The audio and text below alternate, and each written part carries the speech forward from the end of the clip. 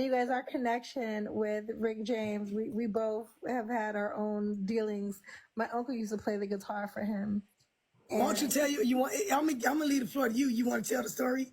Cause that shit is funny as hell. About my driveway? Yes. So Darius McQuarrie and I lived together for a while, and my phone rang, and it was, "Hello, is Sir Darius there?" And I was like, "Who is this?" "Rick James would like to speak to Sir Darius." What? It's King Rick's butler. But it's funny because he trained to talk just like him, because that's just how Rick James would speak. So that's what's really weird. It was so weird. So I hung up the phone. I'm like, look, Rick ain't so famous that if he want to talk to Darius, he gonna call my house and ask for him himself. Long story short, phone don't ring again. All of a sudden I hear coming up my driveway. I had this really, really steep driveway. I lived in Topanga Canyon, and it was like, one of the hills. So I go outside. I'm like, what are you doing?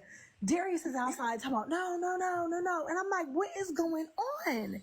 Rick is like, I just ran into Eddie Murphy's fountain. And he was driving his daughter. Ty had this little white Mercedes at the time. He was like, I just want to leave the car in your driveway.